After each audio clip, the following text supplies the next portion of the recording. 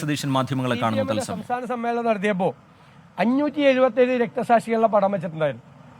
അതിൽ ഈ 2015 ബോംബുണ്ടാക്കുന്നതിൻ്റെ ഇടയിൽ ബോംബ് പൊട്ടിത്തെറിച്ച് മരിച്ച ഈ രണ്ടുപേരുടെ കൂടി പടം ഉണ്ടായിരുന്നു.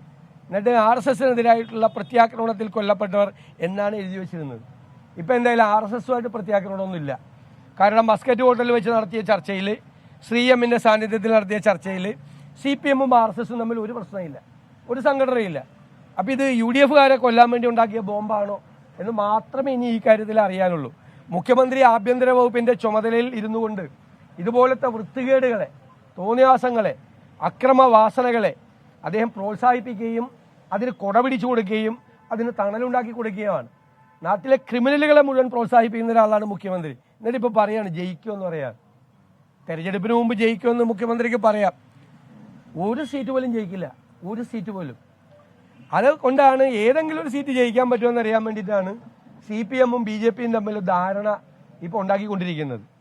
മുഖ്യമന്ത്രി പറയുന്നത് ED കൊണ്ടുവന്നത് പ്രതിപക്ഷ നേതാവാണെന്നാണ്. എനിക്ക് എന്ത് പങ്കാണുള്ളത് ED കൊണ്ടുവരാൻ? പണ്ട് സ്വർണ്ണക്കള്ളക്കടത്ത് കേസിൽ വലിയ ഗമവർജമാണല്ലോ. ഞാൻ പ്രധാനമന്ത്രിക്ക് കത്തയച്ചിട്ടാണ് കേന്ദ്ര ഏജൻസികൾ കേരളത്തിൽ അന്വേഷിക്കാൻ വരുന്നതെന്ന്. ഇപ്പം എന്താ പ്രതിപക്ഷ നേതാവ് എന്താ ചെയ്തത്?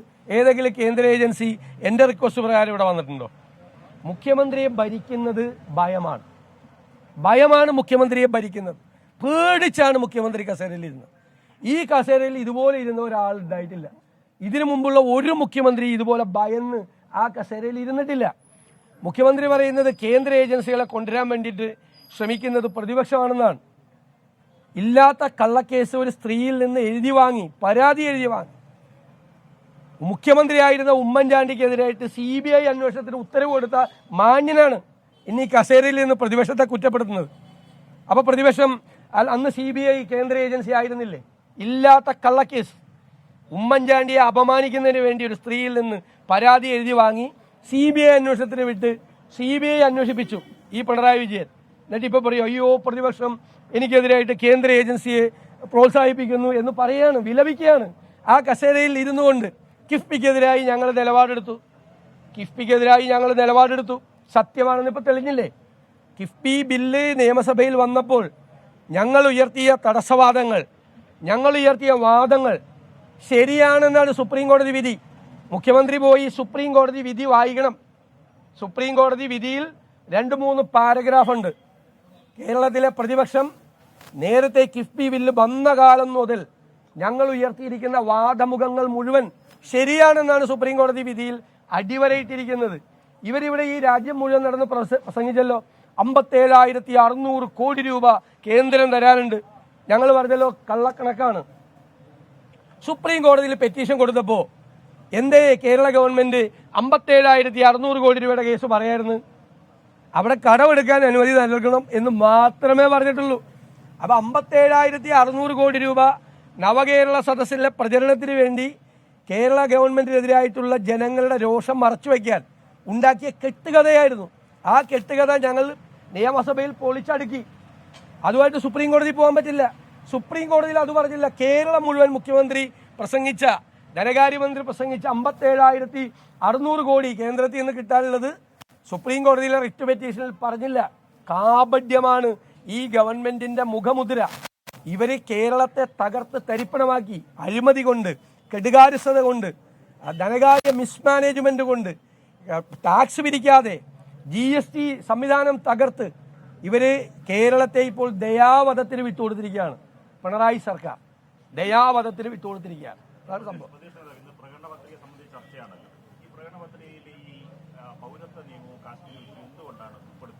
അതെല്ലാം വളരെ കൃത്യമായിട്ട് പേജ് 8 വായിച്ചു നോക്കിയാൽ മതി. പേജ് 8 വായിച്ചാൽ ഭാഷാ ന്യൂനപക്ഷങ്ങൾക്കും മതന്യൂനപക്ഷങ്ങൾക്കും ഉള്ള കംപ്ലീറ്റ് ആയിട്ടുള്ള പ്രൊട്ടക്ഷൻ പറഞ്ഞിട്ടുണ്ട്. കഴിഞ്ഞ 10 കൊല്ലം ഈ ഭരണഘടനാ വ്യവസ്ഥകളെ ലംഘിച്ചുകൊണ്ട് ഉണ്ടാക്കിയ എല്ലാ നിയമങ്ങളും ഞങ്ങൾ അധികാരത്തിൽ വന്നാൽ റദ്ദാക്കും എന്ന് പറഞ്ഞിട്ടുണ്ട്.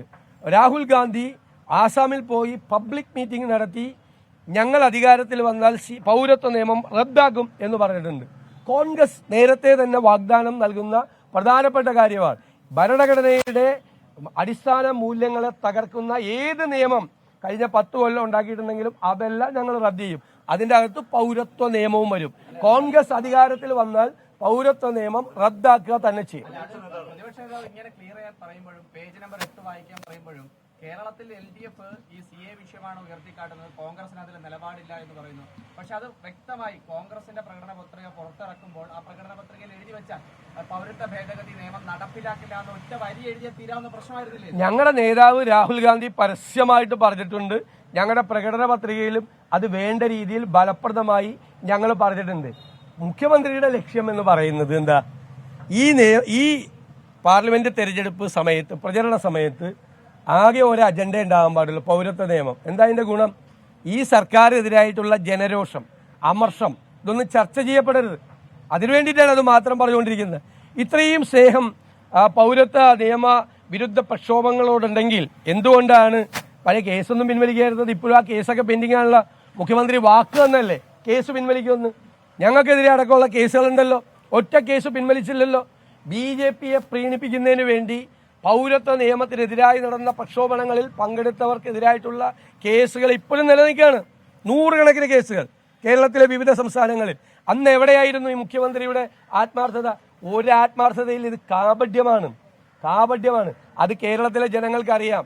ഞങ്ങൾ കേന്ദ്ര സർക്കാരിനെതിരായും കേരള സർക്കാരിനെതിരായും ഉള്ള ജനരോഷം, അതിന്റെ അമർഷം, LDF സ്ഥാനാർത്ഥികൾ ആളുകളെ കാണാൻ പോകുമ്പോൾ ആളുകൾ ചോദിക്കുന്നുണ്ട് എല്ലായിടത്തും നിന്ന്.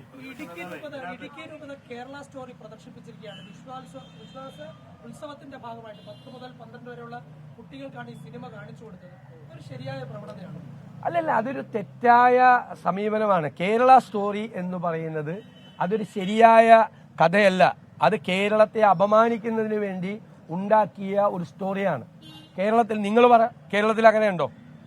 അങ്ങനെ ഒരു സംഭവം ഉണ്ടോ? കേരള സ്റ്റോറിയിൽ കാണുന്ന സംഭവം കേരളത്തിലുണ്ടോ? കേരളത്തിൽ ഇല്ലാത്തൊരു കാര്യം കേരളത്തിൽ ഉണ്ട് എന്ന് വരുത്തി ഒരു കഥയുണ്ടാക്കി ഈ സംസ്ഥാനത്തെ അപമാനിക്കുന്ന കേരള സ്റ്റോറിയോട് ഞങ്ങൾക്ക് യോജിപ്പില്ല. ഞങ്ങൾക്ക് യോജിപ്പില്ല. ഞങ്ങൾ ദൂരദർശനിൽ പോലും പബ്ലിഷ് ചെയ്തെന്ന് എഴുതി കൊടുത്ത ആളല്ലേ.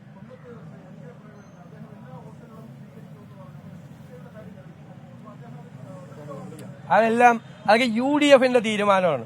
UDFന്റെ 20 സ്ഥാനാർത്ഥികൾക്കും ബാധ്യതയാണ്. പ്രേമേന്ദ്രൻ എന്താ വേറെ വല്ലവരും അല്ലല്ലേ ഇതിൻ്റെ അകത്ത് പെടുന്ന ആളല്ലേ? ആ 20 സ്ഥാനാർത്ഥികളാണ്. വേറെ പ്രത്യേക പ്രിവിലേജ് ഒന്നും പ്രേമേന്ദ്രനില്ല. പ്രേമേന്ദ്രൻ അടക്കമുള്ള മുഴുവൻ സ്ഥാനാർത്ഥികൾക്കും ബാധകമായിട്ടുള്ള കാര്യം. അതൊക്കെ സ്ഥാനാർത്ഥികൾക്ക് എല്ലാവരുടെ വോട്ട് കിട്ടണമെന്ന് പറയും. എല്ലാവരും വോട്ട് ചെയ്യും. ഞങ്ങൾ പറഞ്ഞിട്ടുള്ള ഇൻഡിവിജ്വൽ ആയിട്ടല്ലേ വോട്ട്, അത് അവർ ഇഷ്ടമുള്ളത് ചെയ്യട്ടെ. ഞങ്ങൾ ചെയ്തത് എന്താ? ഞങ്ങൾ ഭൂരിപക്ഷ വർഗീയതയെയും ന്യൂനപക്ഷ വർഗീയതയും ഒരുപോലെ എതിർക്കും. അതാണ്, അത് ക്ലിയറാണ്. That chapter is close.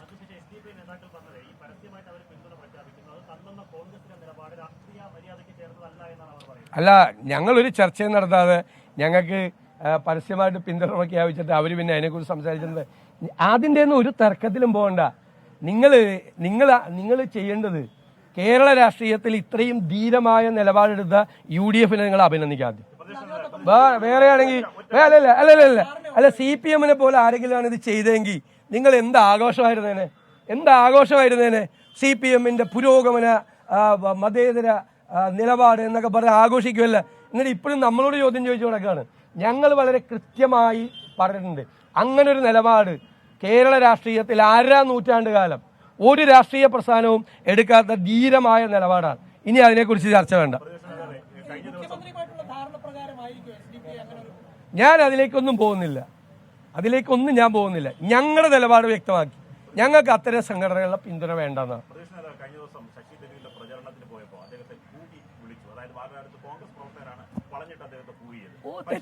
അടിസ്ഥാനരഹിതമാണ്, തെറ്റായിട്ടുള്ള കാര്യമാണ്. ഒരു സ്ഥലത്തും ഒരു കോൺഗ്രസ് പ്രവർത്തകരും ശശി തരൂരെ പോവില്ല. ശശി തരൂര് കേരളത്തിലെ കോൺഗ്രസിന്റെ അഭിമാനമാണ്, ഞങ്ങളുടെ അഭിമാനമാണ്. ആ തിരുവനന്തപുരത്തെ തലസ്ഥാന നഗരിൽ മത്സരിക്കുന്ന ഞങ്ങളുടെ ഏറ്റവും അഭിമാനമാണ് ശശി തരൂർ എന്ന് പറഞ്ഞ സ്ഥാനാർത്ഥി. കോൺഗ്രസ് പ്രവർത്തകരുടെ ഹൃദയത്തിലാണ് ശശി തരൂരുള്ളത്.